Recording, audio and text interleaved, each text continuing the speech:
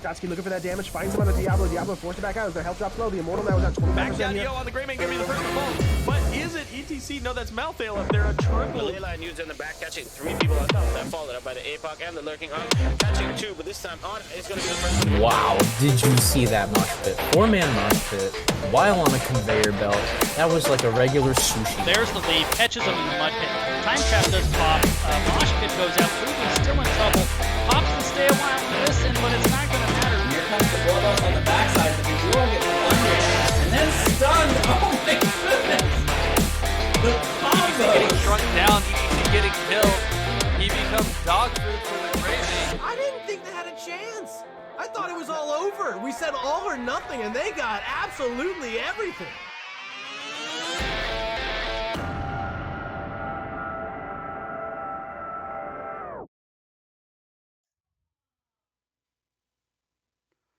Oh, my man Taco. I cut your camera out, but there you are. Now I can hear you. Yeah. I'm right, like sitting there. My face is gonna stick that way.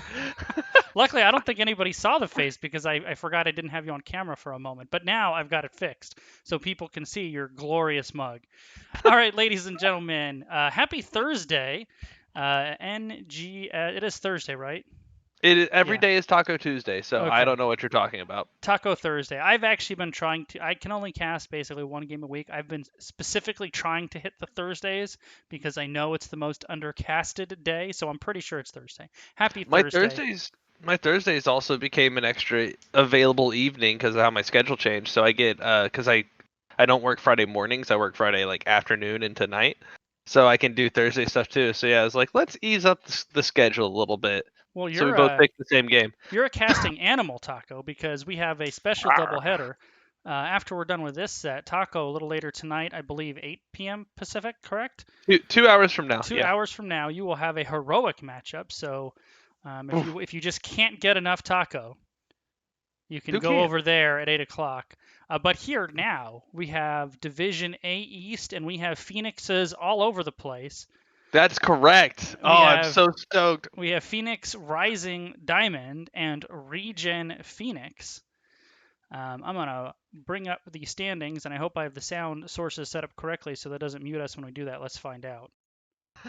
Oh, yes, huzzah! Where we can still talk while the standings are up. So standings are up on the screen now. We have ReGen Phoenix with 9 matches played, 2 dominations, a 7-8 map record, sitting in 6th place with 9 points, but only 3 points between 3rd place and 6th place. So a lot of movement possible.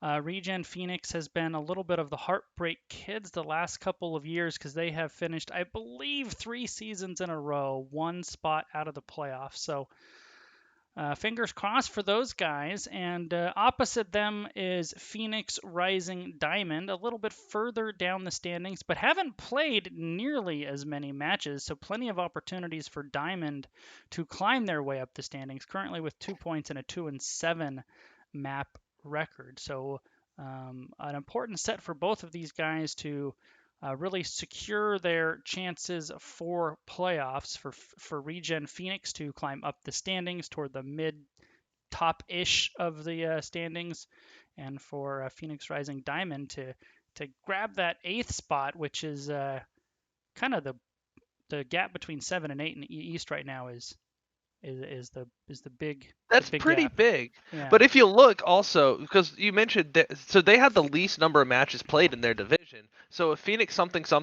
is able to pick off a win tonight and two dominations in their 2 column catch-up matches, Sure. for evening out matches played, if they get 2 dominations out of that plus a win tonight, they're at 10. If something Phoenix takes a match off of Phoenix or a game rather tonight, then there's still a little bit of a discrepancy, but Phoenix something can absolutely catapult themselves up way high in the standings with their catch-up matches. Yep. Flexes, So, if you will. big ones here, and they better get moving because we're in week 6. Yeah, 7? yeah, we are. I think 7. I think this is week 7. I'm gonna check that. Somebody check my math. It's week 6 Is it 6? because I hope so. Because we might be starting week 7. I played week 6 match Hold on. Tuesday. It's I, week 6. it is What week day 6 is right it? now. It is week 6, which means with 11 teams, you're playing 10 matches. This will be their 5th. That means they will have 3 weeks to get in 5 matches. Will Phoenix Rising Diamond? Yeah. I suppose it's possible they've played one that's just not reported yet. Yeah. Mudge, I blame Covey. You know what, Mudge? I blame Covey too. I don't know why, but I'm gonna say that I blame Covey. So we have, I think, if my memory is right, the OG Heroes of the Storm map, Cursed Hollow. My Twitch titles is wrong. How are my Twitch titles wrong? Oh. I was trying to do it discreetly. Oh. Is it? Yeah, it still says SEL. No, it doesn't. Refresh, because on mine it says it's correct. Refresh? Refresh. It 100% has been changed. Oh my goodness. Oh, I'm sorry. Oh man. When did you do that? Before we went live. Oh. So I'm sorry. Cursed Hollow, Taco. What is your what do you like on Cursed Hollow? On Cursed Hollow, well, I like some pretty effy stuff. I almost said that actually. I like some weird stuff. But one, if we don't get Phoenix tonight out of one of these teams, I'm rioting, as I may have mentioned earlier on the Twitters. But so I hope one of these teams picks Phoenix at every game. Really, let's be real. Let's get Phoenix 3 times. But I think a global and a wave clear are super important. They don't have to be on the same hero though. So you could have a Dahaka that can cover a lot of ground. You can even have a Ragnaros. But being able to have all 5 people at every tribute or almost every tribute while maintaining lane pressure is absolutely the key to success on Cursed Hollow. Either that or you kill people so that you don't Well, I have mean any that content. works on any map. So there's 2 things I like to consider on Cursed Hollow. Is one, the bosses almost always play a big role in how the game is going to go down. So boss control. It's a large map you mentioned, and who's a global with boss control? Love me some Falstad on Cursed Hollow. The Gust for the boss fight, the global.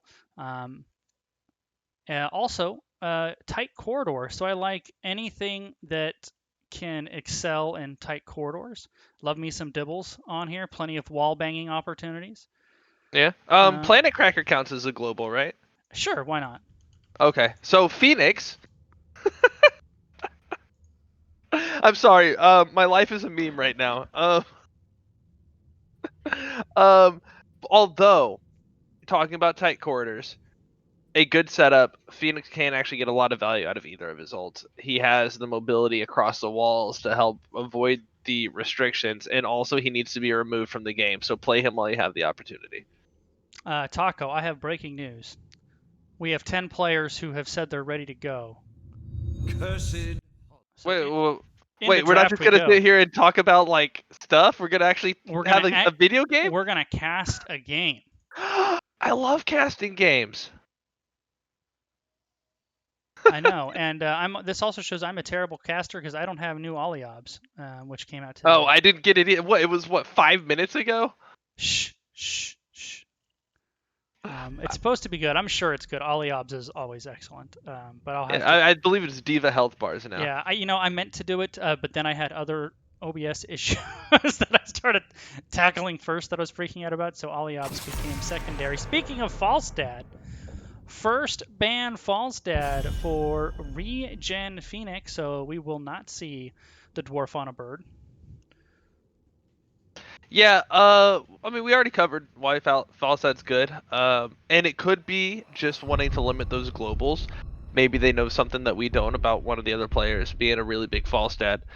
But also, if you're doing a wombo, Falstad really devastates those types of engages. So we may be seeing a Diablo or something coming out of Phoenix on the right. Yeah, I think you can make, and I believe this to be true, Gust is the best heroic in the game, and if not the best, certainly top 5.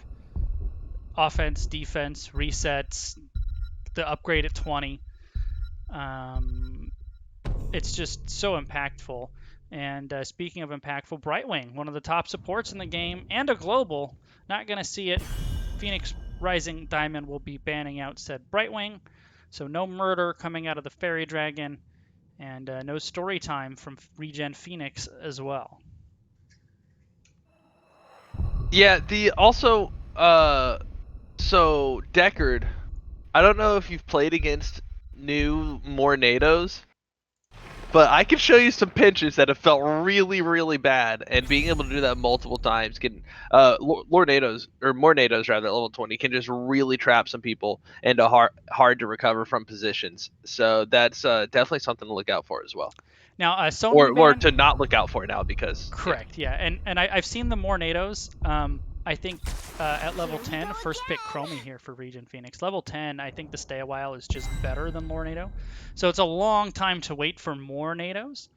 But correct. But it's pretty wacky. It's kind of silly, frankly. And Sonya, the Sonya ban is real smart from Phoenix Rising. Diamond Phoenix from ReGen, the ReGen Phoenix. Loves themselves some Sonya. One of the Phenai. So that's a good ban. And then Phoenix Rising Diamond adopting the Mongoose school of thought and taking worshipping at the Church of May and grabbing a Stukov as well. Yeah, May's really strong here. Again, you have whenever your escape path involves going involves going around terrain, that makes a longer retreat path, and so you get more value out of a blizzard circle, you get more maneuverability. So the being able to trap people again on these choke points around these corners, a good wall or avalanche can really turn a team fight. And Stukov on top of that they can set each other up for the different because Stukov does take some setup to do really, really strong things with. And May as well can use the silent slows and things like that. So I think there's a lot of synergy between those two heroes. We do also see Anduin ETC. I want to see a light bomb mosh pit just to ensure the cast gets off. I mean, I've seen it done. It wouldn't surprise me if that's the route they were going. We'll see Gazlo banned out from Phoenix Rising, so no Wombo combo from the Goblin. And Deathwing banned out from ReGen Phoenix. Now 2 picks for Diamond. They already have a real nice base with the May and the Stukov. I kind of want to see more circles to go with them. But instead, one of the few globals left with Falstad and Brightwing ban, going to see Dahaka in the off lane. And the annoying Lunara also gives Lunara underrated her vision with the Wisp. Really, really strong when used properly. So they kind of have their flex spot left, does Phoenix Rising, while ReGen Phoenix decides who they're going to round out this comp with. Yeah. Rank Lunara's level 1 talents for me. You don't have to do the name, just their effect. Ooh, Diva and Rainer. Too bad we don't have the new Ollie update. I know, right? Lunara has 1 level 1 talent, and it's the Vision. Now, I will say that I don't play a lot of Lunara. I'm not an assassin player, but in my experience with her, that's that level 1 talent on the Wisp is so good. Back to ReGen Phoenix, I love the Rainer pick with the Chromie. If Rabbit opts to go for Ace in the Hole, and there's an argument for both Exterminator and Ace in the Hole, but if he goes Ace in the Hole, it combos so well with Chromie, especially if she opts to go the W build with the slowing on the W, the talent which I'm forgetting, Mobius? Mobius Loop. There you go. Those two go together so well. Yeah, they shifted things around. And Diva, the second most annoying hero in the entire game, selected by ReGen Phoenix. So we're going to go to the NGS intro. We'll be back in just 1 minute to kick off Game 1, Phoenix Rising Diamond versus ReGen Phoenix.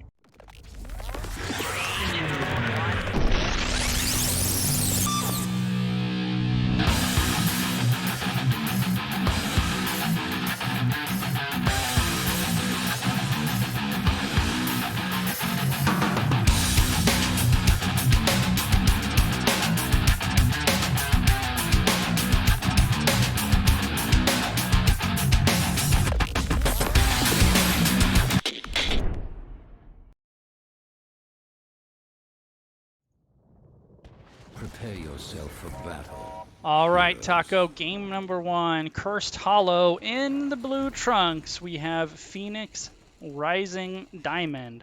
Northern Touch will be playing May. Automatic Z on Zeratul. Dropping BB on Admiral Stukov. Popo Joe on Lunara. And Sonar will be playing Dahaka. 10 seconds. Over here in the red corner, we got Mudge on ETC, Darabo on Chromie, Rabid Penguin rocking Jimmy the Large Minion Rainer, Area on the Anduin, and Arrow on, since we're naming skins, Malagos Diva. There's a good pull on the Malagos Diva. Yeah. I wouldn't have known that. I guess Destroyer. Malagos Destroyer Diva. Spellweaver? Spellweaver is technically what it's called, but it's the aspect of pause. The aspect of pause is Malagos. Actually, that would be Nozdormu. Well, I guess we will go to the other screen so our friends who are in the cast don't have to stare at the casting screen. Instead, they can stare at your beautiful face. Hey! I need a puppy, huh? A puppy, yeah. People Yeah. love puppies. I hear that that's All right. true. I think people love puppies. Uh-oh, the question is, where did the puppy go? The closet door is open, so probably in there. Puppy is in trouble, is what that means. Puppy is finding something to eat. Always. Oh, he's in the corner of not the closet. Yeah, he's hanging out with Mama. All right. Ugh. There we go. Is it? No, it's not. There's not a banned Chromie skin, is there? I have no idea. I'm just a caster. I only work here. I don't know what's going on. Oops, I forgot to type the exclamation point.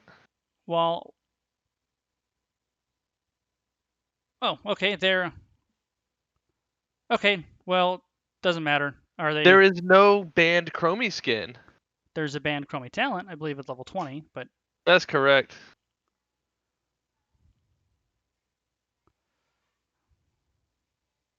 All right, well.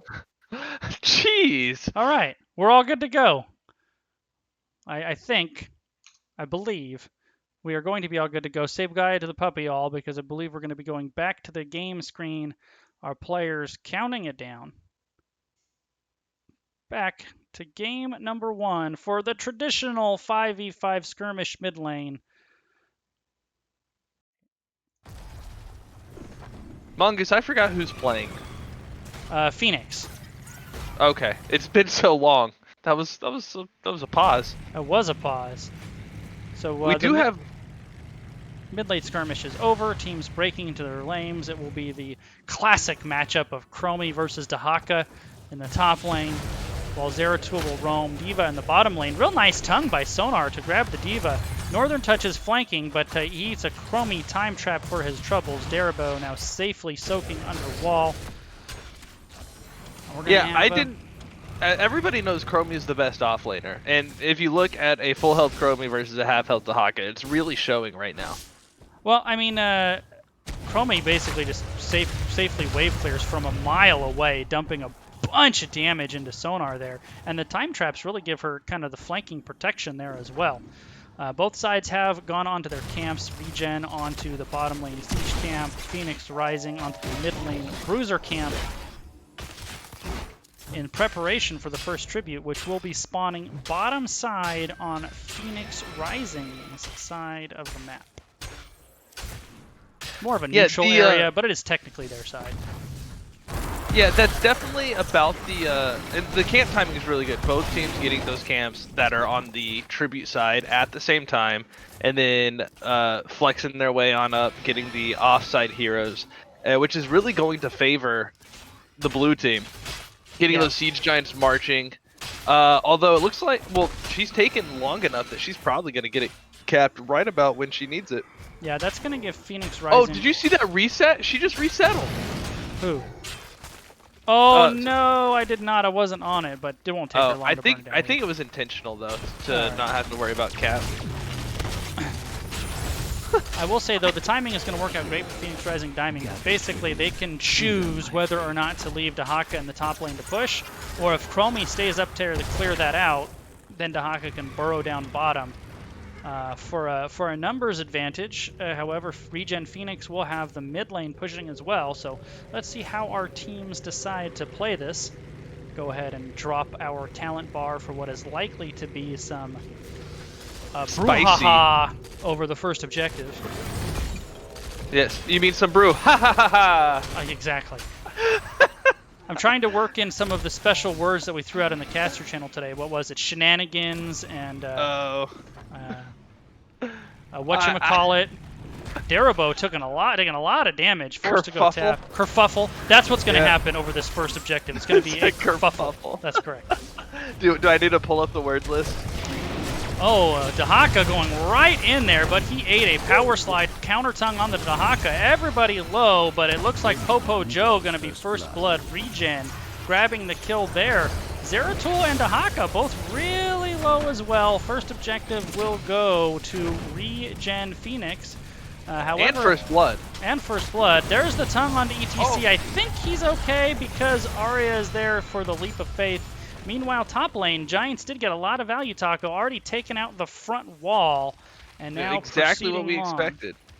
I do think it's interesting that Chromie went ahead and asserted dominance in the "this is not a banned skin" field, as it was Lunara with the accusation, and Chromie said, "I see through all."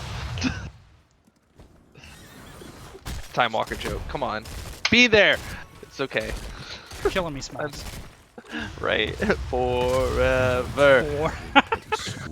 Is how long they're going to be trapped in Chromie's slowing sands as level 8 is approaching, and that is when Chromie gets the heroic. Speaking of segues, the second tribute coming up, a Diva Bomb to help clear out the zone. A little bit early though, if she wants to help secure the tribute, but getting a little bit of that early kerfuffle disengaged so that they can fight for what's rightfully theirs, maybe. Why it may have been early for objective, it was right on time to get some pressure off of Mudge, because they were definitely pressuring him out. Tongue lands onto the Anduin. Dahaka took a lot of damage for his effort.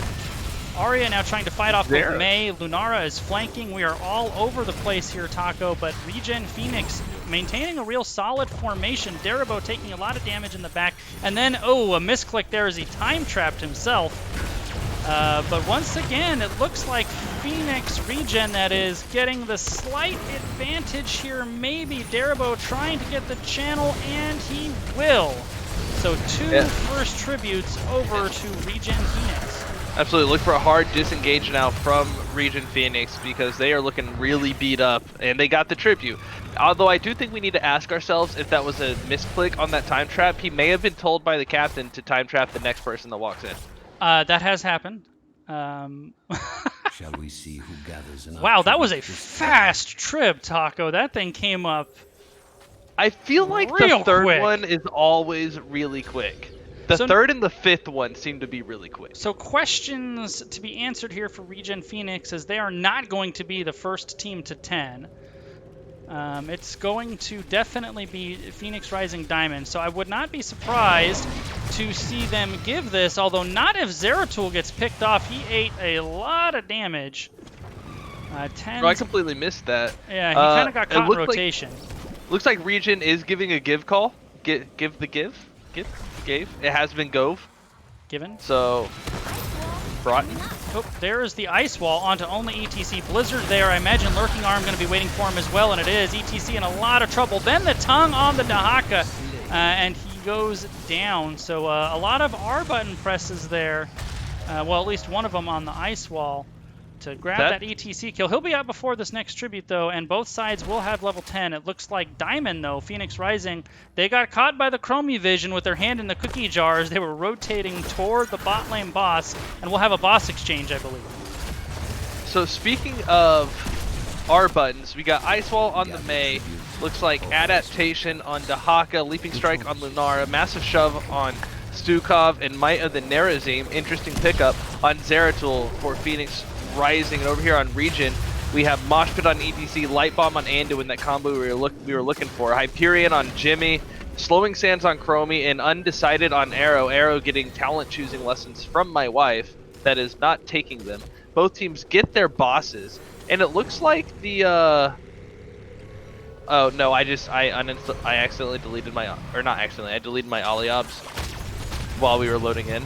So Rabbit taking a lot of damage. Ice Wall goes down, doesn't hit anybody. Diva Bomb goes out, zoning away Phoenix Rising Diamond, and now the kerfuffle will continue. Zeratul on the backside. Silence going out onto ETC, but Dahaka's taking a ton of damage, forced to burrow. He is still pretty low. There is the 3-man time trap, which included Zeratul. ReGen very low though, as is Lunara, and down she goes, and there's the interrupt. Now ReGen Phoenix, they have to regroup just a little bit, and then they will be able to channel this, I would think. But Chromie had to go all the way back with very low health. Escaped with basically nothing, so even though they didn't secure the kill taco, it's a 4v4, at least for the moment. Yeah, and a really good point coming from the chat. Chromie did take time troubles, which is the armor gain and loss for those in a time trap. So we may actually see some very intentional allied time traps. Well, that makes sense with the Zeratul, actually. I've never considered that. You just have your allies stand on it, and when Zeratul jumps on your back line, you put it on everybody. 3 of your, like exactly what happened there. 3 members of ReGen Phoenix would have had the armor. Zeratul would have had the negative armor, and that's a lot of value. And oh, look at that massive shove. That is Go-Go Gadget arm. Chromie did take Time Walker's Pursuit, so that has those traps have a very quick arming time. So when you see the Zeratul Shimmer, you can just drop it, get your team on it, and it's ready to go. Absolutely. ETC in a lot of trouble. He's eating the silence. He's eating the wall. There's the blizzard on top. Arrow is able to get away. He peels by the ETC. He does hit the mosh pit, gets massive shoved away. ReGen Phoenix still in a lot of trouble. Mudge trying to buy space with the W, and he is running. Lunara leaping strike all over, but so far no red health bars are going to go to 0, but the snipe by Darabo just off camera. Shot.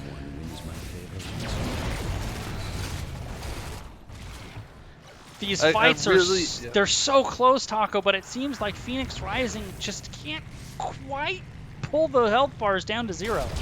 Yeah, there was a really nice snipe coming out of the Diva, and it feels bad when every coin flips 50-50. You just pick the wrong one, and that's what these team fights are looking like for Phoenix Rising. They're in there. They're only down 2 kills. They're on the same level. They just finished. They just got out of their curse. Only losing 2 forts. They're so in this, but it seems like all of these, like, by the skin of the hair of the tooth on their head, just not in their favor. Yeah, it's kind of one of those things where as this game is going to go on, Zeratul tends to ramp up, and if these fights are this close and Diamond stays this close in level, when Zeratul really comes on, is that going to be enough to flip the script? Right, they're ahead in level, which is crazy given how given how these fights have gone. The curse.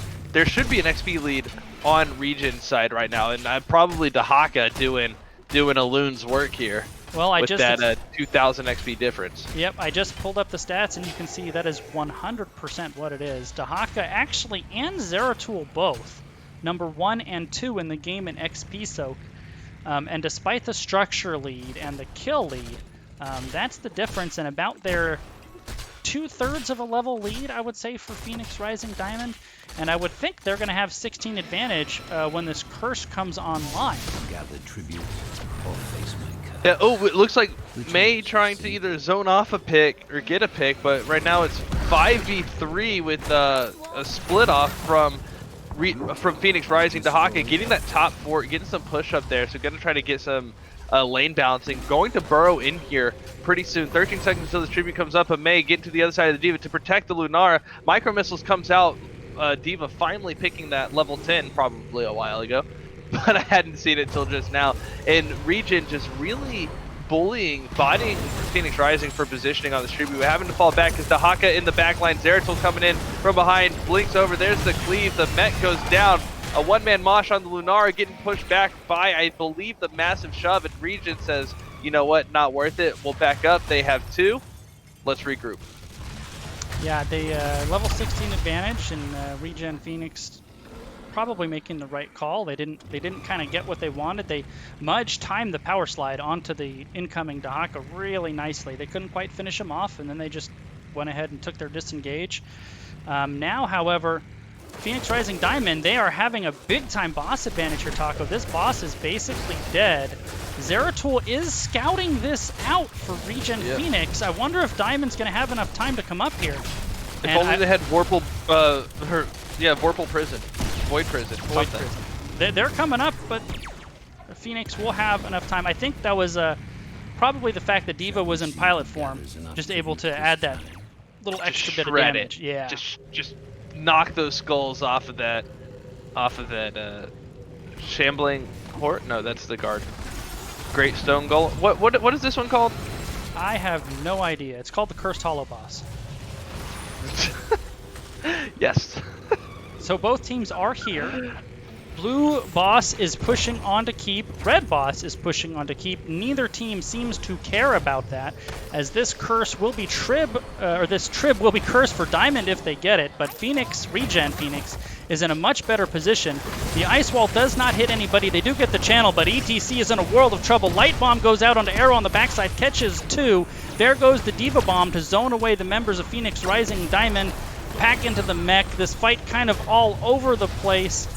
There is the Mei on the backside, catches the Anduin, but they cannot work their way past Slowing Sands. Dahaka forced to burrow to safely. Bottom keep did go down for ReGen Phoenix, though, Taco, in the off-screen. It's definitely a huge advantage for Phoenix Rising.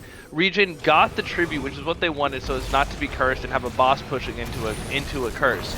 But they got held up. That ice wall from Mei really split up the team, and they just weren't able to recover and get people withdrawn in time. Huge mosh pit coming out of the ETC, not enough to save Jimmy, the large minion Rainer. He's going to go down to the Stukov. Dahaka also finishing the kill on ETC. ETC basically alone there. Chromie's back to defend. Arrow's mech about to pop. Zeratul going to chase that, probably kill the D.Va. And Anduin's getting chased out. Looks like Phoenix Rising going to get this tribute and the curse, and Chromie coming to the rescue of Pilot D.Va. Yeah, that all of that happened because Darabo on the Chromie. Oh, as Anduin is caught and silenced in the mid lane. Great combo by dropping BB on the Stukov, and that is a big-time staggered kill in favor of Phoenix Rising Diamond. Chromie was forced to go back and defend core because they took 12% core damage, Taco, and Chromie was not there for any of that. Time trap onto the Zeratul, Slowing Sands on top of him, and I think this is going to have to be a core defense here for ReGen Phoenix. Oh, absolutely. And that's like we were talking about earlier. They looked so far ahead, even though every fight was a coin flip, and finally the coin started edging for Phoenix Rising. They're coming in, but there's about 20 seconds left on this curse, so there's not really a lot of danger of an overstay, but there is still hero damage coming out, and Zeratul just felt it from the Chromie. A little bit of that overstay pressure, wanting to get progress on that curse. Instead they have to back out. That was desperately needed by ReGen Phoenix. They are going to lose the race to 20, and that kill on the Zeratul probably saved their top keep. Being down 2 keeps is a very tough hill to climb, especially when you're at the global disadvantage. Big tip of the cap to Phoenix Rising Diamond. They have been really leveraging their global to big time advantage. Yeah, and that's why you get it. Like we were talking about at the beginning of the game, you get those globals so that you can really get the value. Because what's the value in, like, Dahaka's got good clear and he can show up for fights, but if you're not doing both, you're really missing out on almost half of the hero pick. And so the way that they've been balancing it, it's looked a little risky here and there, but it's working out really well. I think they're managing those cooldown, or particularly that cooldown, very, very well. And not just that, the Zeratul was looking kind of not quite as impactful as you would like in the mid game, but in the late game, that Zeratul is hitting much, much harder as he comes online. I think a combination of those two things. Speaking of, the rotation caught out by the vision on the Chromie. There's the Zeratul throwing the W onto ETC, decides not to jump in on him. ReGen Phoenix waiting desperately for that level 20, Taco. Oh, absolutely. And I think the issue that Phoenix Rising had was Zeratul was playing like it was late game in the early to mid game. And it was almost working. And now that it is the late game, it's working very well. This siege under this keep, Hyperion goes out to help clear, but this keep more than likely going to go down. But there's not a whole lot of poke coming from ReGen Phoenix Rising Diamond, as the only ranged heroes are Mei and Lunara, neither of which can get in close enough to get that keep down. So that keeps going to live for now. I think the Hawk is going to try to push it in before coming to this next objective, which Phoenix Rising does not need. So worth noting, as Mei is in this bush, this is, oh, they did not check it. There's the Ice Wall, catches 3. This could be big time trouble here for ReGen. There's the Blizzard catching 2. Arrow does pop the D.Va bomb to zone him away. ETC goes down. I was going to say he had not picked his 20 yet, but he picked Deathmosh right before, and then Zeratul gets the Rainer, and this is going sideways for ReGen Phoenix quickly. Down goes Chromie. Arrow in a world of trouble. I think he is likely to go down as well. Arya trying to save him with the leap of faith, but unsuccessful. And this is going to be game 1, almost certainly going over to Phoenix Rising Diamond. A very back and forth game. Early game was definitely controlled by ReGen, but Phoenix Rising showed excellent patience, really leveraging the global and the late game power spike on the Zeratul, and they came roaring back. Yeah, they even had someone able to go get that tribute that had just spawned without having to commit a whole lot and push it in on this core. Anduin's going to have to come from something huge to save it. It's at 5%. The entire health bar is yellow. The core now falling apart on the side of ReGen Phoenix. If they want to get back into this game, they're going to have to come up with a miracle. And it is game 1 over to Phoenix Rising Diamond. Oh. 1 sec. I have a puppy issue Okay. as we finish up that game. So now it's up to ReGen Phoenix to decide if they want first pick or map pick. Yeah, I think they played it very well. I liked the D.Va. I thought the Chromie was done well. I wasn't a big fan of the ETC. Maybe a mosh pit could have served well. I don't think you got a whole lot of value. I mean, I don't think you got a whole lot of value out of mosh. I think going stage dive could have helped even counter the Dahaka. Even though ETC's the tank, being able to kind of match a little bit with the XP and the presence would have been nice.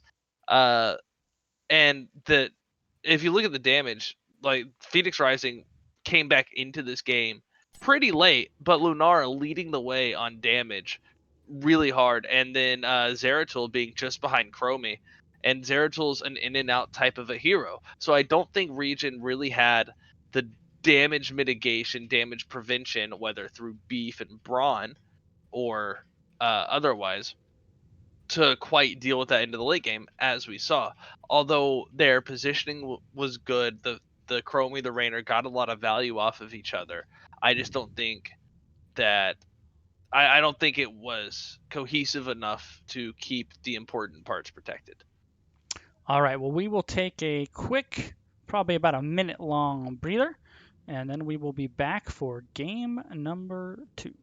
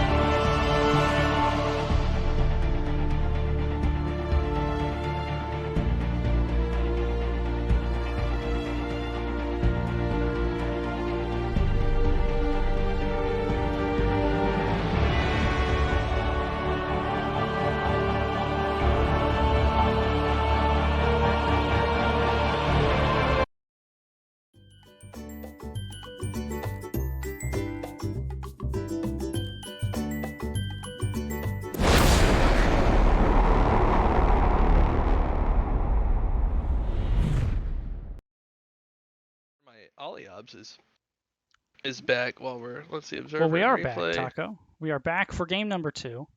Oh, that was a fast bumper. Wasn't it though? It was a very fast bumper. It was the bumper, not a. Oh. Not a vid. Oh, For man. Alterac Pass, ReGen Phoenix opted for first pick. Phoenix Rising Diamond selected game 2 on Alterac Pass. We do know that's the pick. We do know that's the pick. Yep. Okay. Are you okay with the substitution as it is currently presented? Am I okay with the substitute? What? Yes. What do we do? What? Looking at the lobby, are you okay with the sub? Oh.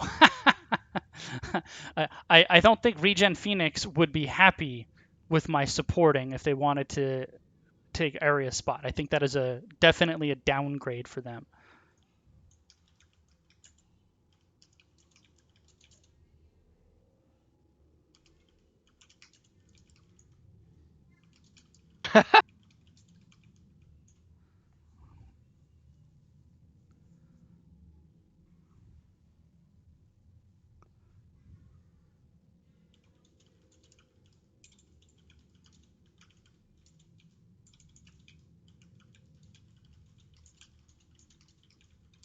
Sorry. So for those of you not in here with us, just having fun in the lobby chat. Currently, as Mongoose had sort of said, Area and Mongoose were swapped on the lobby, and we were ready. We were just theory crafting how that was going to go. It would go poorly. There's no need to theory craft. It would go poorly. The only way it would work is if Phoenix gets Uther, and that's it. That's the only way it would work. That is my support pool. It is Uther. That's not a support. That's a tank. That's why I can play him.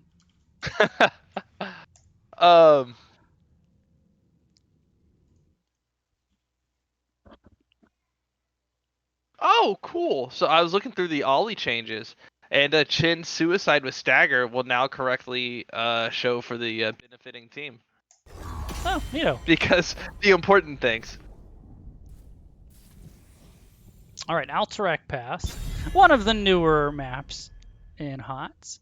It does have. Oh God. A unique. It is. It is. It does have a. I think. Is it the newest? I think it is the newest. I think we're due up. Except, I mean, maybe Volskaya. I forget. I think but this one's newer. Pretty sure. Regardless, one of the newer, if not the newest, has a unique core mechanic. The core is a bit mobile. The core will fully regenerate its health, and it has armor based on how many keeps are currently standing. Generally speaking, games on Alterac will not end for that reason, because teams won't try to end until they have 2 keeps down. Usually. So it looks like no, I thought Arrow ended up with the hat, but Mudge, doing the bans, was apparently tired of Darabo's griefing with the with the time traps. No, Chromie a really strong ban here, and also showing that they don't want the Chromie first pick. Right. I don't know. Sonya also really impactful. Well, Chromie is really solid on Alterac too. The stall ability and zone control around the little channel areas is really strong. Got a raid coming in from Bankai. Oh, Bankai, thanks for the raid. Hey, Aura. Phoenix Aura Rising. watches NGS? I know. Saint Aura. Aura is a saint, if you didn't know. Deckard ban again coming out by ReGen Phoenix. Phoenix Rising, they are refusing to let ReGen Phoenix get a hold of Sonya, and they have banned Sonya again. Yeah, Sonya's a really, really strong hero in general, especially in the right hands. And I think the ReGen teams have some really good Sonya players. Between Arrow, ReGen Rebels offlaner plays a really good Sonya. I haven't seen any out of Ghost, but I imagine Divine also plays it. Kai can give me that information here because these popular heroes, it's not a secret, right? If your team plays it. I would say most competitive offlaners have a Sonya in their toolbox, right? Having one that our team has nicknamed Bonya is Sure. Sure. There's a difference. Kind of like there's a Gazlo, like Arrow's Gazlo versus my Gazlo. Can I play him? Technically. I can also technically sing. Not not technically well. But ooh, May and Stukov coming out again, a really strong combo that we saw work out together very well. Speaking of getting away from spiraling into oblivion, the silence under the ice wall, the blizzard on top, the timing with that worked out really well. And I'd almost rather have seen Stukov go low blow just to obliterate off of just the May Stukov combinations. Oriole Vala. A little old school hyper carry Vala there with the Ariel. So begs the question, will we see a double support? It is not uncommon to see a double support with an Ariel Vala. Just give Vala all the healing and let her go to town. And a Phoenix Rising Diamond thinking what I'm thinking. And if you go double support, Uther is usually the guy, and they are saying, no, sir. No Uther for you. Spot heals, extra armor. Hey, you don't get to die. It's Uther absolutely really strong. I think he's a little bit harder to maneuver on this map, but definitely a really strong pick to go with that team so far. And into a Divine Storm Grabo Bomb also sounds absolutely devastating. Falstad going away for ReGen Phoenix. Again, globals. I'm interested if we see another Dahaka. Could be. 2 picks are up. Not quite as many bushes here on Alterac. Instead, speaking of Chen, it's too bad we don't have Aliabs, Taco, because we have a Chen and a Junkrat, who I was actually going to mention. Junkrat is infuriating on Alterac Pass between the traps that you can't get rid of in front of the channel point and the bombs that you can launch from halfway across the map and the stupid concussion mines. So a real good map pick here in the form of Junkrat by Phoenix Rising Diamond. Going to be Mudge playing the Muradin, much beefier than ETC last game, and it is going to be double support, and it's going to be Rhaegar. I like it. Rhaegar? Question mark? Right. All right. So I gotta cater to the bonk guy real quick. So we have Muradin all alone in the moonlight, getting healed by the Rhaegar, and that's why I don't sing in public very often. Well, that I guarantee you, ladies and gentlemen, the only place you're going to get that song sung tonight was right here 30 seconds ago. Deathwing to round out Phoenix Rising Diamond. We got some comps here, Taco. Yeah, Deathwing delay is also really strong. So that's going to be interesting to see if they get the timing with that. The Junkrat Deathwing together. I don't see ReGen Phoenix capping the top camp at all until they get mid for it down. Well, let's play the also, intro, Mongoose, and we'll find out.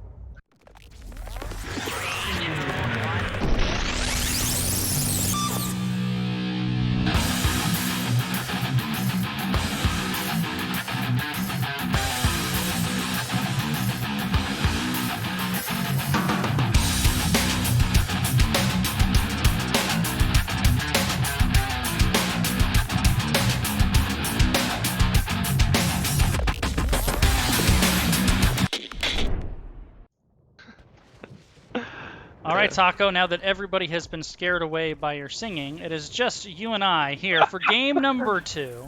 I like a private intimate cast. setting. An intimate setting.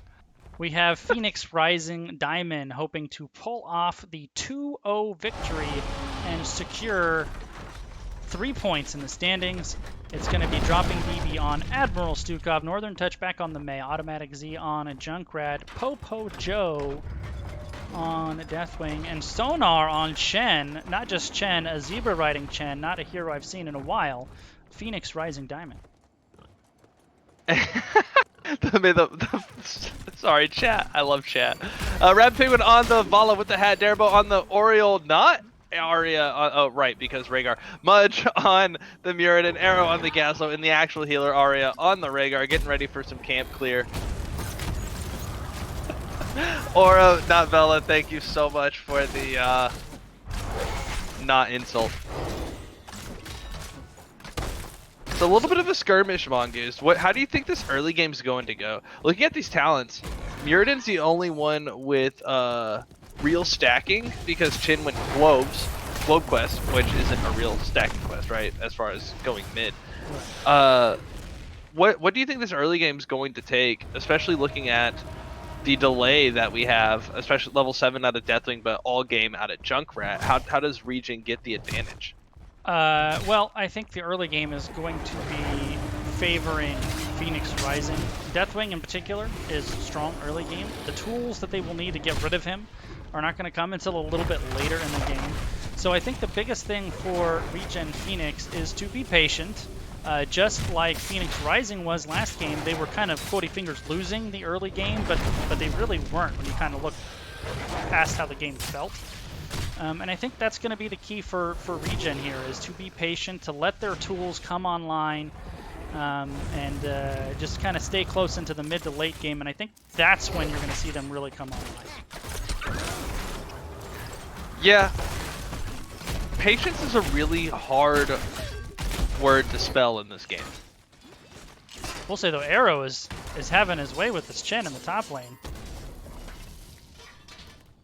Forced to tap already as Sonar. I haven't seen that matchup, so I don't really know how that goes. Works anymore. I know that he's a bully, and he's the drunk uncle. So, like, I'll keep an eye on it for you, though.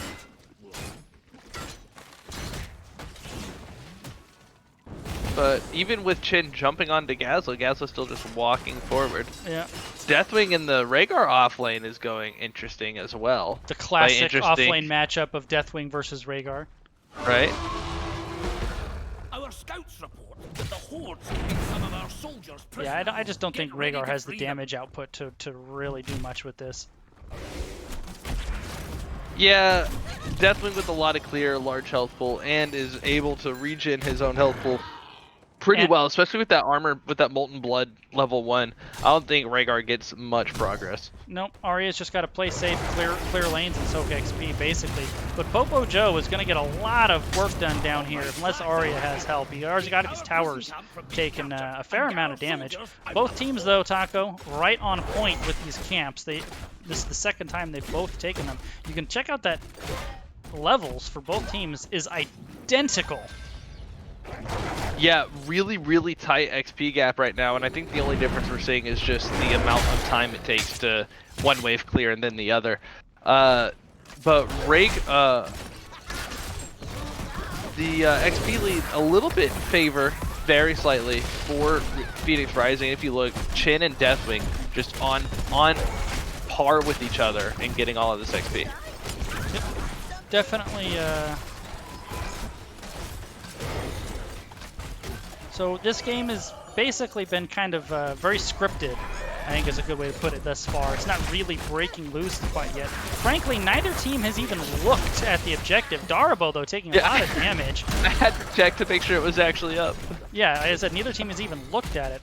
Rabbit, though, being very comfortable, throwing out a lot of damage. Our camp is under siege. And Gazlo snuck away with the turrets and got the free channel. That's actually an ability that ReGen Phoenix has that we didn't talk about. Is Gazlo does not need help to channel. If they leave him to do it, he can use his little turrets to tank it and channel itself. And now only 10 seconds left. Deathwing and Rhaegar in the bottom lane, so this is the 4v4. In goes Chen. There goes the bomb from Gazlo. Actually catches Mei. So far, Phoenix Rising Diamond unable to unchannel it, and still unable to unchannel it. There's the whip, pushing Stukov into the wall. He tries again. One more interrupt is probably going to be enough, and there it is. First objective going over to ReGen Phoenix. Taco, we didn't think they'd be able to do it, but they do right away. They pay for it with the first blood Muradin going down. But Rabbit smells blood. He's chasing, and his Q... Not quite able to do it. But and that was exactly the one that I didn't think ReGen was going to be able to get, but Junkrat didn't put his concussion mine on the point until after the channel had already started. And I think that was some unfortunate foresight for Junkrat. Could have seen Gazlo there. Yeah, Gazlo and Nubrak and Misha are the Samuro should be deleted from the game too. Are the very few that Vikings. can Well, see, I'm just gonna be quiet now. I mean, there's not many, but there are a couple. Right. You know, I didn't have the off lane on camera there, but my guess is as this brouhaha continues, May forced to pop her trait. Northern Touch has to ice skate away, but Automatic Z is just dumping out this poke damage. What I think happened is Arrow kind of took such a solid command of the top lane that Shen was too busy trying to clear and soak. He didn't realize Gazlowe had slipped away and channeled, and they just kind of stole it out from under him. Yeah, because those guards do give vision. So it's not like, oh, well, maybe he's doing his camp. Should have been able to see it.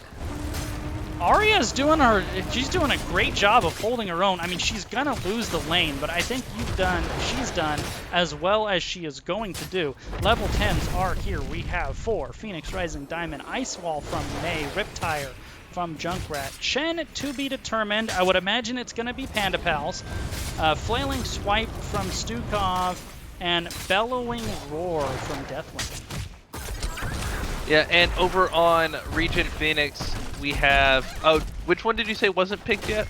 Wandering Keg, actually, from Chen. So looking to isolate out somebody out, not going for the Panda Pals.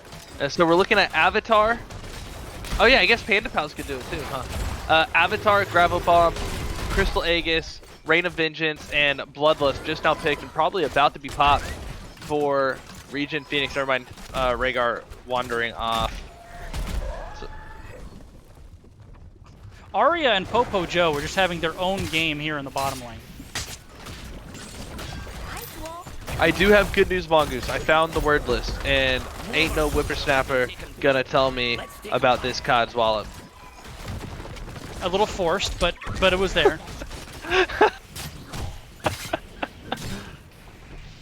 Well, Arya using the thingamajig with the spinny balls around her, jumping in onto the Deathwing and trying to gobsmack that Flibberty Gibbet, getting a lot of clear on this bottom lane. Deathwing still able to get a little damage out, but Rhaegar really holding his own right now. Yeah, Arrow tried to Gravel Bomb there, but he was forced into a defensive position, didn't hit anybody, but it doesn't matter as actually Chen goes down. Let's really watch Rabid Penguin Taco. He is dancing all over the place and just pumping out the damage. Able to secure the kill on the Chen. Meanwhile, bottom lane, Arya finally wearing down the Deathwing just a little bit. But it's lost like, the plate even. Yeah. So Arrow in the top lane. This gives numbers to Diamond if they choose to step in here. Rabbit is just kind of slowly wearing out the minions.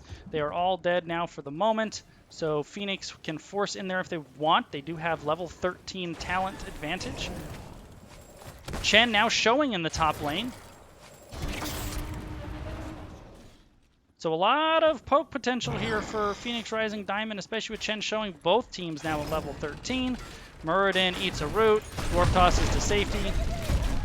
Rhaegar now back in the bottom lane. Both teams posturing, worrying about lanes.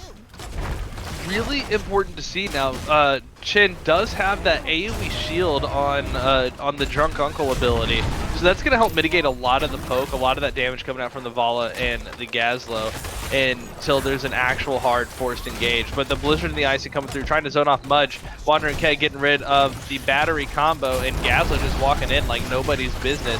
Going to get trapped. There is the Gravel Bomb, going to catch 2. And the self-healing in the Crystal Egg is going to keep Gazlowe alive a lot longer than I thought was going to happen. There is the Bloodless 150 health. Gazlowe falls to the Junkrat. But wow, did he stay alive for a long time, taking a lot of attention away from the rest of ReGen Phoenix so that they can come and collapse down on the Deathwing. Deathwing goes down, and ReGen Phoenix starts to channel on this next objective. Yeah, with this double support right here, this little 4v4 I think favors ReGen Phoenix pretty hard. They can basically, if they trade damage even, they will win that battle, right? They I think so. Yeah, Phoenix Rising has to out-damage them. Good cleanse by Arya to get Mudge out of the silence. A lot of traps all over. Mudge is low. Junkrat is low. Is he going to get the Junkrat? No, he falls to safety. There's the Wandering Keg trying to just break up what ReGen Phoenix is doing. Rabid Penguin staying alive, though, although a huge lurking arm by dropping Baby. A counter engage with the big-time arrow ult that I'm forgetting the name of it in Gravo. the middle. Thank you, Gravo Bomb. There's just too much going on, and that is a 2-0 in favor of Phoenix Rising Diamond. Yeah, well, definitely coming back into that fight real quick was had enough time to respawn, and that prison camp is changing hands, able to be defended and now channeled on the other side for Phoenix Rising. Just a lot of protect there, and keep in mind, the viewers, these traps that Junkrat's putting out, Muradin jump isn't actually an airborne. That's not in this game, so he can't jump over these traps. He will get caught. Yep. And so that's also going to inhibit that mobility from the tank for ReGen Phoenix. Small window here for ReGen Phoenix to try to get in here. Muradin is on his way. Ice Wall catches nobody. Northern Touch taking a lot of damage. There's the Bloodlust. Mudge is jumping in. Wandering Head kind of breaking up ReGen Phoenix again one more time. It's enough to get on the Vala. In the middle of all that, objective has been secured by Phoenix Rising Diamond. There's the Gravel Bomb. Catches 2. But it's not enough. I don't think Taco ReGen Phoenix is in trouble. Their kind of formation is broken up, and they are trying to escape. Oh, the fear. Gazlo going in the appropriate direction to be afraid of the dragon, running towards his team, looking for safety. There goes the Searing Lash coming from the Oriole to help solidify the disengage, getting rid of the tank. And ReGen Phoenix going to lick the wounds of the fallen Vala, come back and defend this objective, and hopefully for them, keep all of their forts. Yeah, I mean, the Chen with the Wandering Keg, it's not like isolating anybody out per se, but it's just like knocking Phoenix all over the place, so Vala can't really do what she wants to do. And it's been disruptive enough that it's allowed Phoenix Rising to get the kills. There's the Ice Wall, only hits onto the Muradin. This fort is very, very low. Muradin now silenced and blizzarded and Junkratted, but he is able to walk out of all that mess. Yeah, the presence from Phoenix Rising Diamond definitely there, a much more presence. I hate to use the same word in two different forms, but they made use of it a lot better on that second objective, and it really split up and threw ReGen Phoenix for a loop. But Phoenix Rising trying to get all the curveballs coming down for a boss, but ReGen Phoenix smells it. They're coming in hot. Yeah, they are. Here comes an Ice Wall, probably. Oh no, Ice Wall's on cooldown. Vala found May though, not Muradin, and this is kind of a little split here. It's a little bit of a ragged engage from both sides. Ice Wall doesn't get anybody, but poor Vala gets just melted by Deathwing. Gravel Bomb unable to catch anybody. And a full energy Oriole, not able to drop the heal. There comes the Bloodlust a little bit late, not going to be able to get the help from the Vala. Gazla goes down, there's the Cataclysm. A big silence zoning off the Muradin. Muradin having to jump out to the side to stay alive. Avatar popped. And Chin at about a third health, but Oriole not going to get a whole lot of damage out. And this is now going to become not just a free boss, but ReGen paid for Phoenix Rising to get this boss. Yeah, you know, my hot take is if Vala drops in the first 5 seconds of a fight, that's not a fight ReGen Phoenix is going to win. Yeah. And poor Rabbit on Vala there. He ate basically a full Deathwing Fire Breath and then vaulted right into Junkrat stuff. Yeah. There's just no place for him to go. I believe the book title is No Easy Day. Yep. Yep. So bottom boss secured by Diamond, middle camp secured by ReGen. And they're going to go down here. They're going to burn the boss. The Vala's going to eat this boss super fast. So we'll see. Yeah, and especially with that Monster Hunter level 1 and 2, or 4, puncturing arrow at 1.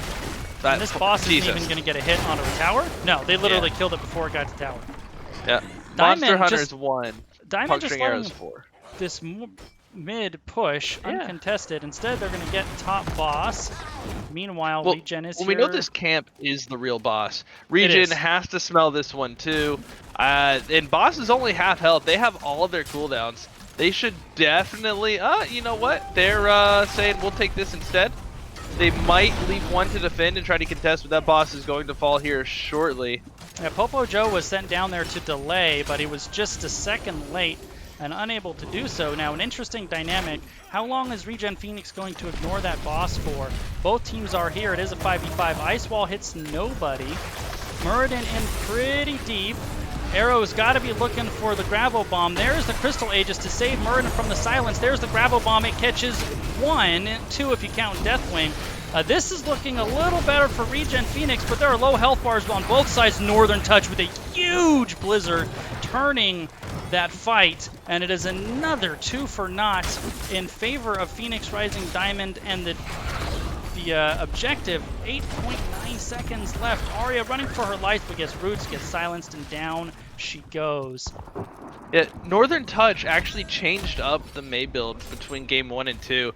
Almost identical up until level 16, has taken an additional Snowblind charge, which I think is really shutting down this Vala. Well, it's not just that. Vala has, I think in order for Vala to be successful, she really wants to have space to operate. Chen is constantly around there. She's got to dodge all of the Deathwing stuff. So it's a really busy game for Vala. And she's not a long-range hero. So Rabbids really got to get in there with that Vala. And I think it's been a little bit difficult to play into this. ReGen will have a chance to delay this. Rhaegar is up in 5 seconds. It's going to be close. We'll see how this goes. Ooh, a nice concussion mine coming out of the Junkrat, Junkratting everybody all over the place. But ReGen Phoenix coming in, trying to get a delay. A great Cataclysm going to stop any delay right now on top of that dot, but everybody just spamming right click to get what stall they can. There is the stun coming out from Deathwing as well, not going to land. Junkrat just Junkratting all over the place, and this objective looks like it is going to get stopped by, no, it doesn't. Oriole not quite able to get the stop, and the objective goes over to Phoenix Rising Diamond, but the Ice Wall on top of the Gravel Bomb, on top of the Blizzard, on top of the everything, and Phoenix Rising just having their way with the front line of ReGen Phoenix. Avatar not able to get in. Vala finally makes her way up, gonna put out some damage onto the Chin. Chin is in that stagger. Bloodlust has already been used, so Vala not able to get quite as much damage out, but pushing off Phoenix Rising and setting up to defend. I really thought they had interrupted that objective. It had to be like 0.1 seconds. It was so close. It was, oh man. So level 20s are here for Phoenix Rising. Gazlo going for the copter to clear. Mid lane has already been cleared. Muradin anchoring the flank. Here comes the Deathwing right on top of the Ice Wall. Neither one really hit, but ReGen Phoenix forced to back up. These objectives, they're cleared fast, Taco. They went down in a hurry. Yeah, but they're still kind of pushing in on keep, especially that top one. And these keeps don't heal. The core might, but these keeps don't. There's no Abathur in this game. A nice spear coming out, kind of getting some separation. Mudge in the backline, no help from his team as they are running away from the big scurry Durgan. And he's able to get out and uses the hammer to drop, because he took the level 1 and 4, uses Sledgehammer to drop that Riptire real quick. That is an interesting use. Yeah, great play there by Mudge. He was really separated out, but he was super wily back there. Just they weren't able to lock him down. They had him split out from his team for a long time, but could not bring him down. And immediate quick play going over to this camp, but the bottom boss is back up, and Phoenix Rising saying, you know what, we've gotten 2, let's go for 3. You know, I don't think Phoenix cares all that much. They burn these bosses and the cavalry so fast. Right, Phoenix may not care, but Phoenix really is determined to get this boss and get it moving down the lane. But Phoenix coming in to this enemy camp says, oh, they're not taking it. Oh, they're on boss, get ready to clear.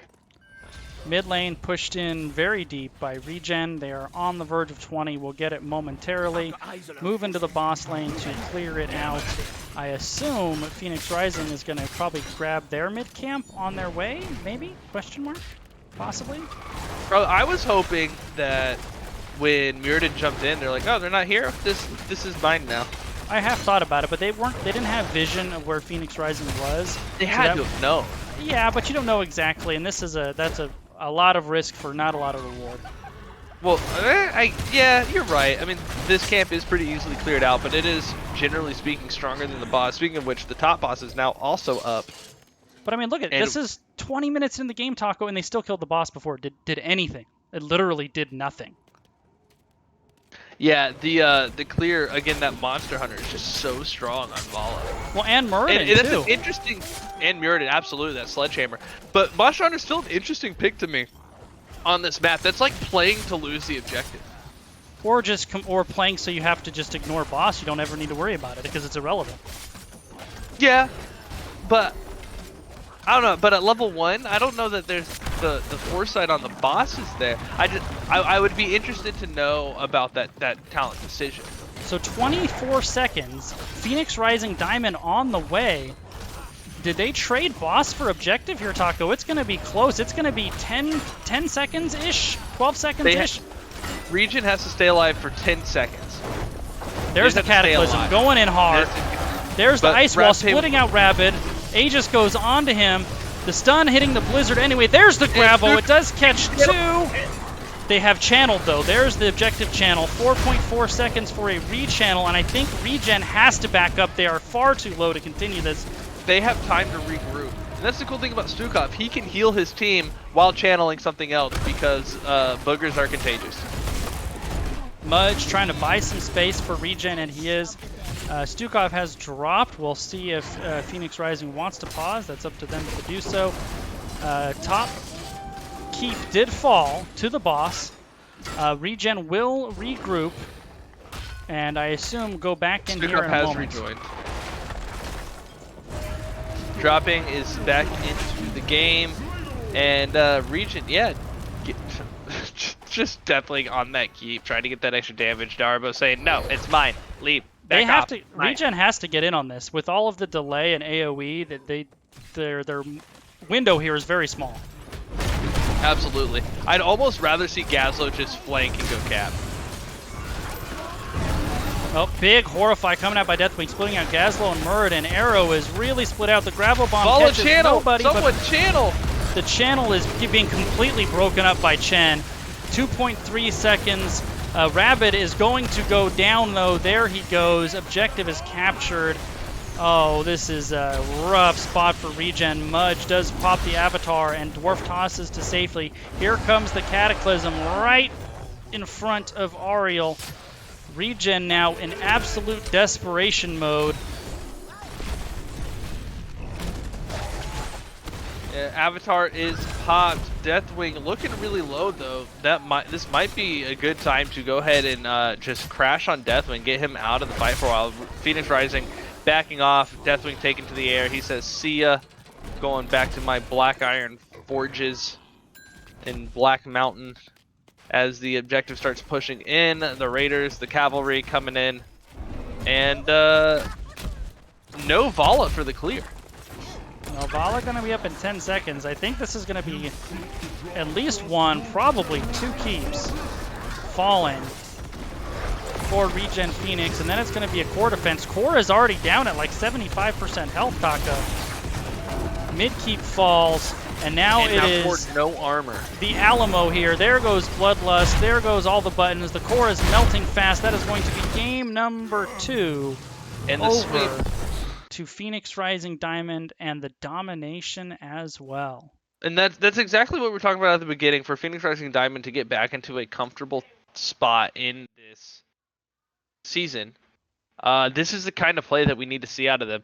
They only lost 2 heroes that entire game, and I honestly didn't think that was the case. I thought those fights again were just so even. I thought everything was a coin flip away. I think we talk about that all the time when we're looking at these games that were involved in Mongoose, but it really does feel like any one minor thing changes these fights, and it just ReGen Phoenix couldn't get the luck going for them. They couldn't quite call the toss. So the first thing that jumps out to me is the damage numbers out of Junkrat and Deathwing. Oh wow. Yeah. That is a ton of damage. That Junkrat go hard.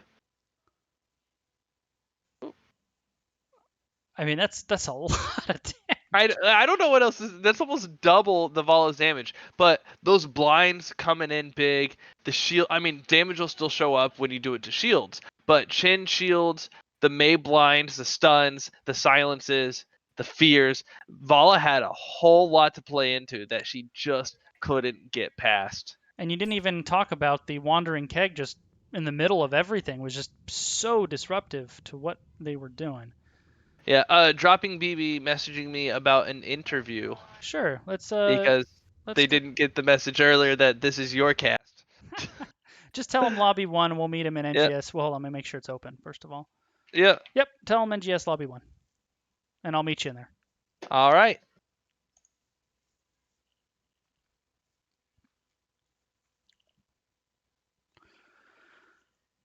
And there they are. We actually have 2 members Northern of Phoenix and- Rising joining us. Dropping Hello, hello, babies hello. and Northern Touch. How's it going, fellas? Mongoose, I'm sure you're excited to talk to a May. I love meeting other worshippers of the Church of May. Well, May is very good right now. Turns I out.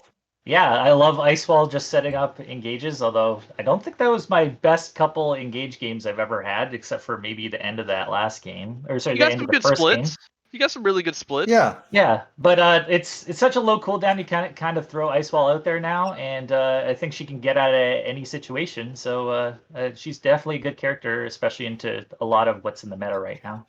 Speaking You my know- language, but don't tell anybody that. May is Yeah. not that good. Nobody should I'm play her. going to slightly disagree in there. She can't get out of any situation. I know some May players that have pushed that to the limit, much to the chagrin of their teams. Not naming anybody, Taco, but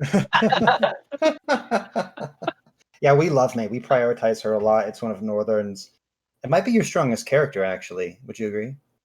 Yeah. I mean, I just love playing her. She's so versatile for like defensively, for boss steal, for Yep. like engages. As long as you know like the limits, she's a really fun character. I like her a lot more than the ones where I'm kind of like on Garrosh and just sitting in a bush for 99% of the game. but that's what tanking is. Raid! Moist Venus, welcome to Mongoose's stream. You guys are just in time to catch the interview. So let's pivot on to not only did you guys prioritize the May, but you picking the peanut butter jelly combo of May Stukov. First pick both games. Is it the Stukov as well, or is it the specific combination of Stukov May that you liked?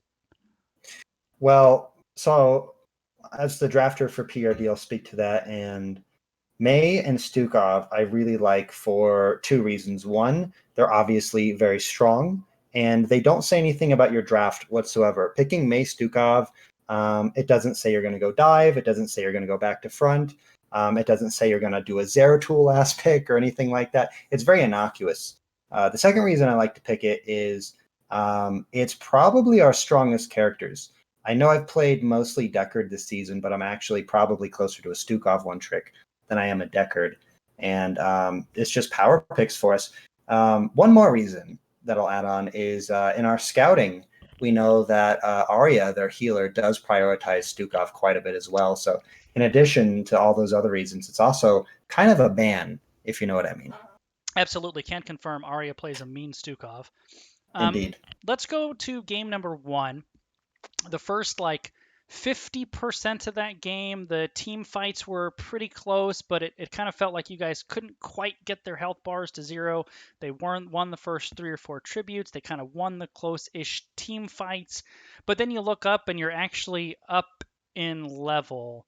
Really leveraging that Tahaka. Talk about kind of the vibe on the team and comms as the first half of that game was progressing, and then as you kind of took control of the game down the stretch. I mean, Curse Hollow is one of those maps where you can kind of go on objective, like you can prioritize objective early and get a couple early objectives, but really, it doesn't really matter until that third objective. So you can give some early ones, and if you end up dying, it's okay sometimes. But like what we were really prioritizing on our picks for maps were macro. So we wanted to make sure that we had levels most of that game, especially because we had a Zeratul to get him to 16 where his power spike was, and then hopefully carry out from there.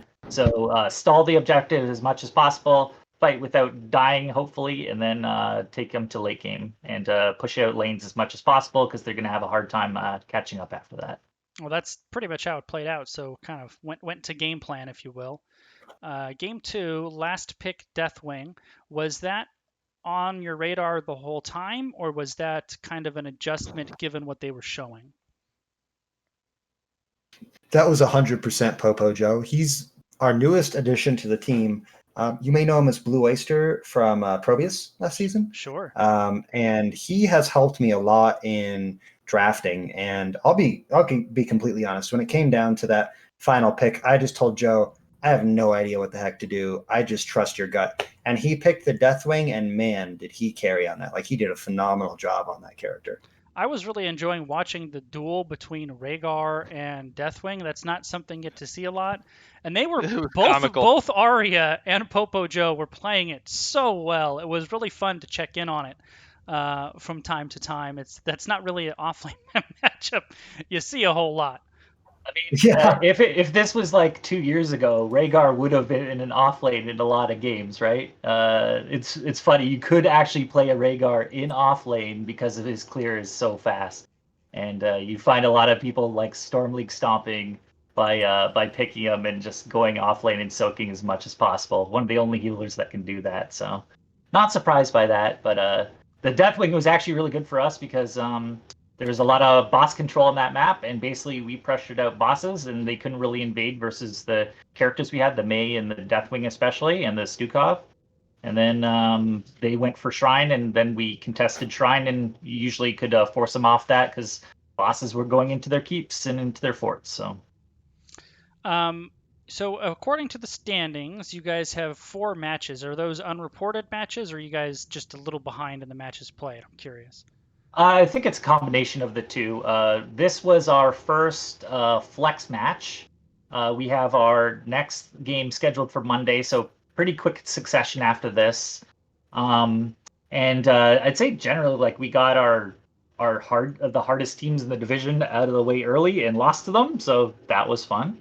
And hopefully we can catch back up on the backswing here. So we're looking forward to the rest of the season, and hopefully the things that we learned from those really tough games are stuff that we bring into some of these next games. Not that these teams are bad or anything. I just think that there's some like the top 2 or 3 teams in this division are very, very good and could easily be Nexus or heroic teams.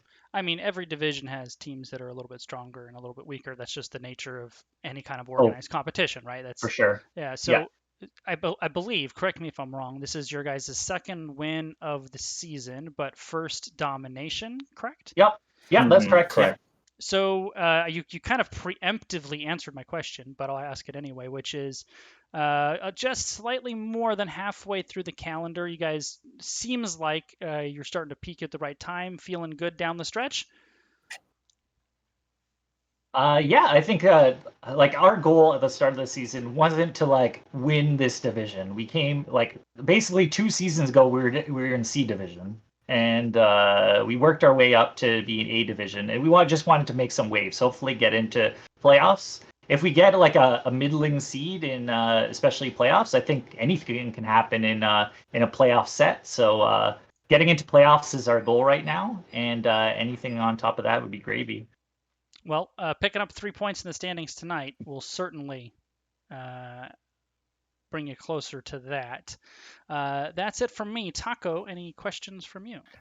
Yeah, so without giving away too many spoilers that Mongoose has already given, he and I are both tank players, and I know Mongoose has been playing a lot of Mei here in NGS. And so looking at this build, Northern, it looks pretty standard from what I understand, but you changed your 16 and 20 to respond to I imagine to the Vala, I guess more the Bloodlust, because Vala went Monster Hunter and such early. But I think what stands out to me more is that with the level 16, you did end up taking the level 20, but you didn't take the level 1 to get faster blinds. So I'm curious about the way you flexed your build. So the level 1 I kind of like. I don't end up picking it all the time, but there's I definitely like the 16 and the 20 versus teams that are primarily like auto attack based, or at least that's where a majority of their damage is coming from. If you can hit your Q consistently on them on May, basically it negates a ton of their damage. And in team fights, it also slows them for a long time if you take the 1. So it really depends on how much you want the slow and the mana on 1. That's why I'd pick 1. I didn't pick it this game just because I thought I needed some extra sustain. Just because I thought that team fights would be kind of long versus a double sustain comp, like a double healer comp. But the Q talents are legit, and I think that the Q talents are a legit option. Don't look at hero's profile for all your talents. I think that like going into Q in certain situations works, and you'll see me take it quite a bit actually. So to kind of follow up on that, if you were to take the level 1, do you feel obligated to take the Blizzard cooldown reduction as well a little bit later? I never feel obligated to take it. I mean, I usually if I'm taking on 1, I'm doing it for mana and I'm doing it for the extra slow. What I really like the 1 for is against Garrosh, because slows against Garrosh are really good. So he can't engage and he has to blow his Unstoppable, his level 4 talent. And so if you really need extra slow or extra mana, that's when I'd pick the 1 if I was going to go into the 16 Q and the 20 Q anyway. Okay, yeah, that makes sense. Thank you. I know a lot of people like to keep their builds or why they build a little bit closer to their heart, so I appreciate you sharing. And for Northern, you said you're the drafter? No, you're the captain and dropping is the drafter. Dropping the draft. Dropping the Junkrat, was that because y'all picked May Stukov immediately? Again, kind of we talked about that a little bit, but then Junkrat came out. Was Junkrat because of Automatic's ability, which apparently is pretty strong, to play Junkrat in the damage and the poke, or was it specifically because it's really hard to play the objective of this map into Junkrat? I'm curious about the Junkrat pick overall. It is a little bit of both. I mean, Automatic Z, he started on our team as like a Diamond 3, and he skyrocketed to Master 3K, and he is extremely skilled. His play is very tight, so no shout out to you, Z, there. But we also wanted to put him on Junkrat because it could stall the objective. Unfortunately, we goofed a little bit and gave that first objective. You know, you throw the Junkrat mine on it, and it's basically impossible for them to get it as long as... We totally didn't see that one. Yeah. But, you know, that's the whole reason why we wanted to try to stall and out-soak them and get that juicy XP advantage. And that was the strategy going into it with why we picked Junkrat. And Mongus, if I may take one more follow-up to that, the level 7 on Deathwing was not the delay talent, which I thought would couple really well with Junkrat. But Popo Joe's not here. I don't know if y'all talked about that at all, though. I mean, you'd have to ask him. I literally know as much about Deathwing as I do stoichiometry. Like, I don't even know what that is, so I could not speak to that at all. I think at a certain point too, after we lost the first objective, I think we committed a lot to especially like boss and camp control as well. So you saw that on the map. While we were going for bosses, they were going for objectives, and I think that it became less and less. We didn't actually use the Junkrat to like its actual advantage. The reason why we drafted it, and we didn't really use the Deathwing to its full advantage, and the reason why we drafted. And that's probably partially on me for shot calling and doing that wrong. But we flexed in the middle of the match to have a different strategy, and it ended up working for us. So well, then in that case, I'm sorry to put you on blast, but really good opportunity to see where we made a mistake and how we pivoted. So again, thank you for that explanation and that bit of insight. I mean, and just generally speaking too, there's something to be said for we already have so much poke. Like, do we really need more? Like, you already had so much delay and so many tools to do that. You know, there's so much. There is such a thing as too much of it. You know, you get too much redundancy. Oh, for sure. Like, if you go too all in on one style, it means that you cannot flex to another style. So picking heroes that are good for the map or specific objectives or that sort of thing really helps as well to try to flex in there. You usually want at least like one flex DPS character in there. We went pretty all in on the stall, but those characters worked out pretty well for what we ended up doing on the map anyway with the boss control thing. Well, that's it from me, Taco. Yeah, no, I've talked a lot. All right. Well, congratulations on your I first heard that. domination of the season, guys. The floor is yours for any shout-outs. You go first, Northern. Yeah, a big shout out to my team. We had a kind of a rough start for the season, and it's good to see that we're coming together. Big shout out actually this week to our coach, Shredded, who helped us a lot on macro maps, and we were using that in those games, hopefully, at least a little bit what we learned. And yeah, I want to thank the casters here. I always it's a big thing. You guys giving like a different perspective on the game, and I'll go back afterwards and watch this because I always like hearing different people's perspectives on the strategies that we're using and that sort of thing. So so thank you for casting and for everybody that is watching right now. I'll jump on that train and thank the casters. Taco, Mongoose, you guys are just a hoot to watch. Really, I mean, not only are you guys funny, but you provide like really insightful commentary. So some of the best casters that we have. So shout out to you guys. Also want to shout out again, Shredded Wind. Just been absolutely a phenomenal coach for us and has taught us almost everything we know. So huge fan of him. And last, I want to shout out another captain of a Phoenix Rising team's Idioms. Who has given us a lot of tips and constructive criticism on some weak areas of our teams. And he's just been a great guy. So shout out to Idioms as well. Yeah, that's it. Thank you, guys. He's a great dude. He is. Congrats, guys, again, and good luck the rest of the way. Taco, that's it for us. You have a cast coming up in about 25 minutes. So that's correct. So go over to... Is it? Oh, I don't know your Twitch channel off the top of my head. Oh my! I'm hurt. I know. It's because I have you followed, so I don't need to plug it in. I'm gonna put it. Can I post links in your thing? I have no idea. Put it in there. Let's and find out. And timed out. Not really. Twitch.tv/El Taquito. I'll be casting Heroic Division, Team Ripers versus Cryx Tempest. It's gonna look to be a really good match there. I think just a few people away in the standings. If you liked the way I cast with a friend, just imagine me casting solo because that's what is about to happen. Oh man, it's gonna be fun. The last time I cast solo, it was 2 Phoenix Risings against each other, and all I said was Phoenix Rising the entire time. So I watched that cast. I got a good kick out of that. That was fun. It's confusing. It's confusing unless you're in the org. I gotta say it, yeah. But yeah, so everybody head on over there. And big holler to these guys playing. Also, if you want to find my team, ReGen Rebel, or anything that I'm doing casting wise, at the Lil Taco on the Twitter. That is, I'll put it in the thing. And that's how you can keep up with what I'm doing. Mongoose, thank you so much for letting me ruin your cast. It is one of my favorite things to do as a co-caster. So, well, yeah. I appreciate you coming on because believe me, I enjoy having somebody here other than talking to myself. So I appreciate you coming on. I'll be back at some point next week at some time. I have no idea when. Well, right, Mongoose. That was my question for you. When is your next cast? I have no idea. I haven't looked at the If I told you it was... Oh, shit, I had it pulled up. If I told you it was March or April 5th, that doesn't sound right. Well, I do have that week scheduled, but I will pick up a game for next week.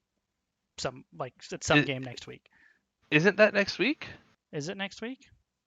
Oh, not 5th, 30th. Isn't it March 30th? Isn't your next cast March 30th? Why, Taco? ReGen Rebel versus FF in the Pancakes? Why do you make me look? Hold on, that could be true. You mean casting my team, Mongoose? You're right. My next cast is March 30th at 6 p.m. Pacific time. I better make sure I didn't schedule a scrim from my team on that day. So I'll be back here then. In the meantime, though, we're going to throw all of the fine folks that are here over to Division E West Liquid Metal versus Wood League Express. Our good friend Dax in progress now. You guys should be probably dropping in right at the beginning of Game 1, so it'll be perfect timing.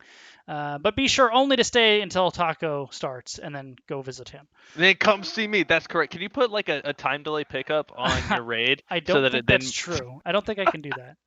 All right, well, Dax is a great guy, so enjoy him while you can, and then leave the sexy man and come on over to the funny. Well, Dax is funny too, so I don't know. Have a good night, all. Night, everybody.